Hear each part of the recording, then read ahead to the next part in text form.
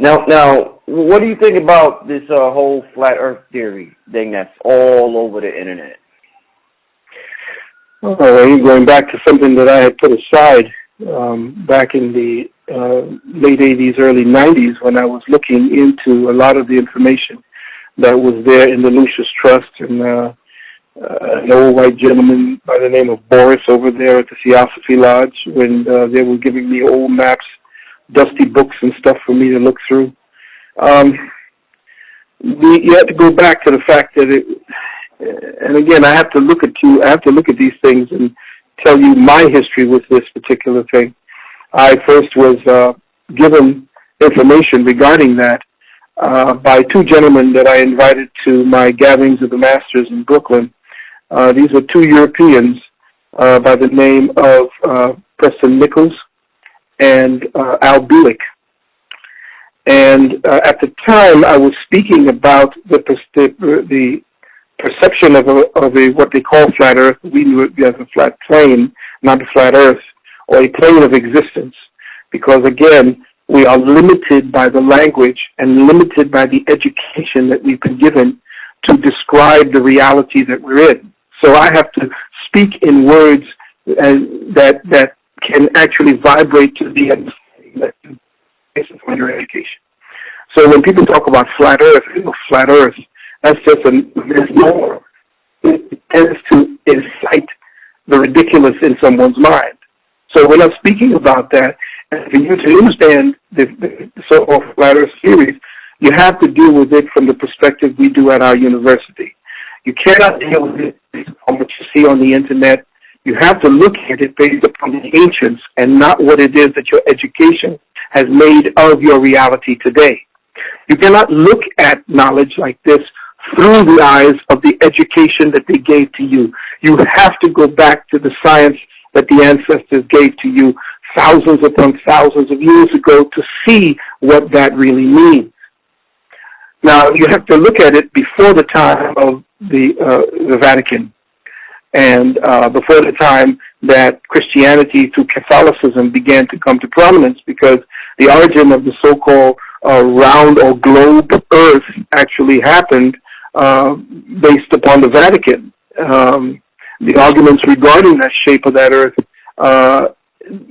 they were still arguing about it up till that time of the 16th century, whether it was flat or round, because they were looking at the information that was put down by the ancient Kemites, the ancient Dravidians, the ancient Olmecs, and everyone who existed on the earth before the Europeans. Now, what they were arguing about was how many secrets can we actually keep if we put out one or two perspectives. If we keep the flat earth perspective, quote unquote, how many secrets could leak as a result of that? And can we keep the animal in the cage with that perspective? No. So what they did was they had to hide the information. The Vatican had to make sure that the information was hidden. How did they hide it? They made sure that the so-called conjectures of the day, which is the earth is round, the Copernican one, became the mainstay. So they began to promote that into the lexicon. And of course, they were running all of Western civilization's education system. They took the Copernican idea, which was to the earth being round, and promoted that into, from that point forward, into the Western education system. So that's all we ever knew. The information that would have led you back to your ancestors, they put on hold or made ridiculous, so that the children in subsequent generations, as I was speaking about that thing about promoting the blurring of the gender line, the destruction of gender, that every generation after that they've conditioned into that will only know that as the reality. It's the same thing that happened when they suppressed all information that had to do with what became the Kabbalistic understanding as well as the Kemetic understanding of how our world or our reality really was. So in injecting that so-called round earth at that time, they then now created the obtuse environment for us to operate in. And since everything from that point forward consolidated knowledge around that No, and reintroduction of the ancients information sounds ridiculous. So the introduction of ancient information into a Christian church would sound like Satan coming in. So for me to actually speak to you about that, I have to get real deep in metaphysical, the way we teach at our university, and I'm not sure, what that means, and if it would be open for today. I'd have to go to Hermetic astrology, the Hermetic system, versus the what we call the tropical system that is dealt with in the West. If you want to look at it like this, and I'm going to do this very quickly so that people can get an understanding of what it is that I'm looking at and how I see it. Everything is a vibration. Everything is vibration. And if you understood the fact that everything is done in waves, these waves each are a point of conditioning for the solidification of what we call divine intent. I'm going to get pretty heavy here, taking you into the first, second, and third levels of what we teach. If I want to give you a better access to it, because you couldn't get any other access to what I'm speaking about from the Kemetic principle, but I would do it so that you could see it through what would probably be the Kabbalistic principle, because the Kabbalistic was actually stolen directly from the Kemetic principle. There are three principles in God: the Father, Son, and the Mother, Father, Mother, Son, and Father, Son, Holy Ghost, or whatever they want to speak about it today. But it was also known as the Ain, okay, or what they call Amen, but it's Ain. Then there was the Ain Sof, and then there was something called the Ain Sof Ur, which is essentially the three stages of the expression of the mind of God. Okay? Now, in the expression, when there is to be the expression of the mind of God, when intention is looking for manifestation, it deals in consolidating these intentions into waveforms. So the best way to you to see how the earth is actually consolidated is to see it in the chart that created the 10 Sephiroth. And the 10 Sephiroth essentially give you the first three, and then they go down into the last 7. But just to give you an understanding of it so that people can go and do their own research on it, your Bible, which is taken from Kabbalah, is giving you little hints about that as well when they start speaking about the firmament and they start speaking about the different spheres of existence and so forth. Well, the spheres that have that firmament in Kabbalah is what we call the octave. That's the 8th sphere, because the octave essentially is the harmonic upon which God's creation becomes manifest. Otherwise, it's just waveforms and intention. Okay? Who are following me. Now, to understand that, you have to understand that by counting it as the 8th sphere, you have to look at it in reverse, because we are actually occupying the realm of Malkuth. The realm of Malkuth is the realm of what we see as the consolidated earth plane. And if you were to look back from the realm of Malkuth and count 8 spaces back from Malkuth upward, you would see it would come to Bina. Okay? Now, Bina is the feminine principle. Counting 8 from 10, you go up to Bina. And who's Bina? Bina is the feminine principle. In Kemetic, she is Mut, or Nu.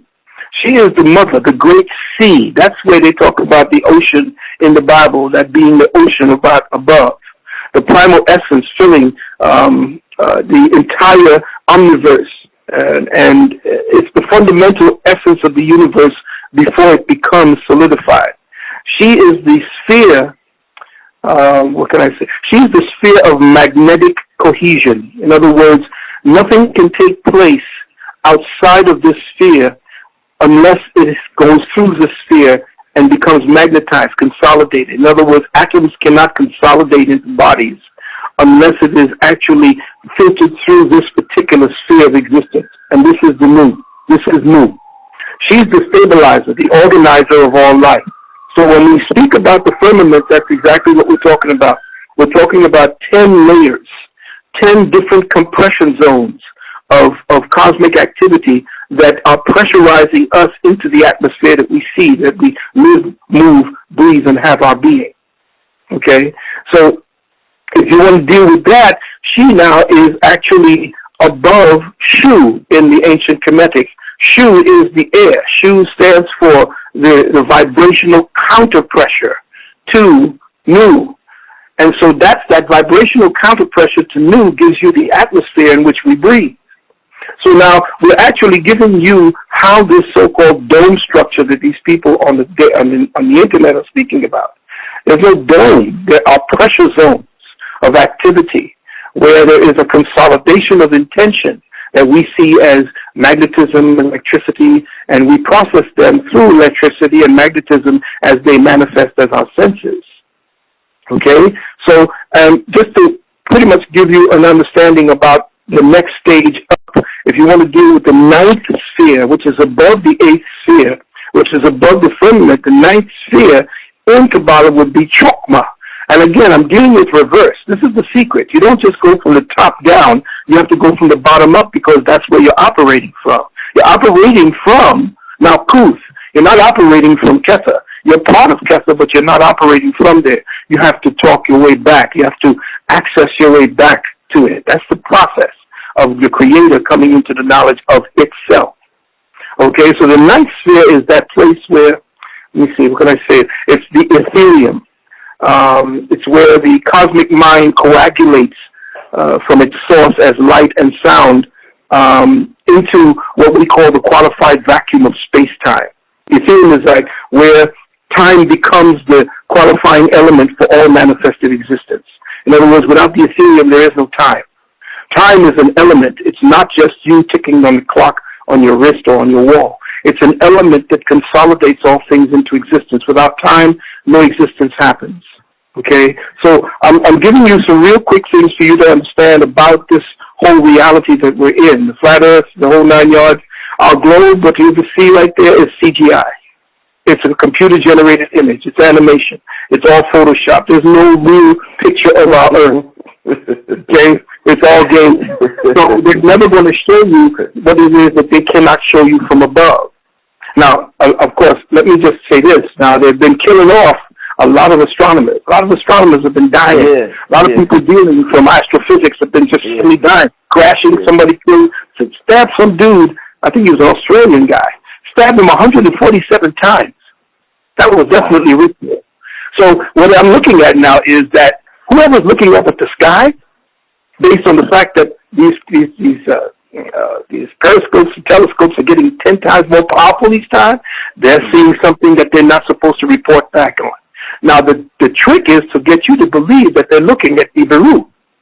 So if they're looking at Nibiru, are they actually looking at Nibiru, or are they looking at this compression zone? Now, this is the other thing, and I'm going to close out with this so we can move forward. All around the earth as we see it today, there are stories in the ancient text about floods. Floods. Now, above that pressure zone that we spoke about, that pressure zone of the ninth sphere that we spoke about, going into the eighth, that pressure zone of the ninth sphere is compressed hydrogen. This is my theory. It's compressed hydrogen. Now, with the movement of space-time, the reason why we're trapped here and kept in ignorance, did we somehow reach and found a way back to the gods and did something to pollute that area so that what happened was God wound up and pitched a stone and cracked that sphere, the hydrogen, the compressed hydrogen, and it fell to Earth 40 days and 40 nights? Now, just think about that. Because they gave you clues, of course. I don't know. Did you ever see that movie, Avengers: Age of Ultron? Right. Remember when Ultron said something? He said God just got sick and tired of everything, and he just cast a stone. He cast down a stone, and just wiped everything out. And he says he's about to wind up again. Well, supposedly Nibiru, or Planet X, or the original Nibiru was actually called Holukubus, I believe, and it was found by a Chilean scientist, and it was this Chilean scientist, I forgot his name, it'll probably come back to me, but this Chilean scientist came up with this. He saw this thing, Hercules, Hercules or Herbiculus or whatever his name is, but it was Planet X, and he said it's coming in, and that might be the stone that was thrown to end whatever's going on here, because man has become so sophisticated that he's trying to break through that ceiling again. And the prisoners, you know what they tell you, there's another one called Escape Plan, that movie with Sylvester Stallone. If you look at the metaphysics of Sylvester Stallone's movie, Escape Plan, you see that he was in an inescapable prison, and where was he? He was in the sea. Mm. And he didn't know he was in the waters. Right, right. He broke through to find out where he really was. So are the wardens now, because we broke through the last time and whatever it is we were doing to mess with that space and to mess with the continuum that was created here as an Eden for these souls to come in and enjoy life and to process God's own reality back to himself, herself, so that she can actually participate in his and herself through us. And are we messing that up? Somebody had gotten into the laboratory and began messing with the chemical formulas and mixtures. Is something getting, are they trying to not get us to see Nibiru? We're supposed to be coming in March and April, sometime this year. Did we see the stone that's been thrown in order to end us, to start us afresh, to start us anew? Or are we actually looking at the firmament, which is the dome of energy, not a dome that's a glass, but a dome of energy that is in layers of compression that create what we call the third dimension or third density, fourth dimensional consciousness for us to participate in third density.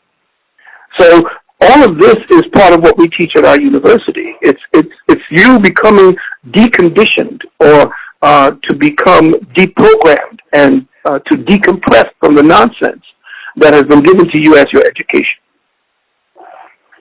Well, man, to everybody listening, man, if that didn't make you want to sign up to this brother's university, I don't know what will, man. God, I'm glad I got that out of you, Dr. Valentine.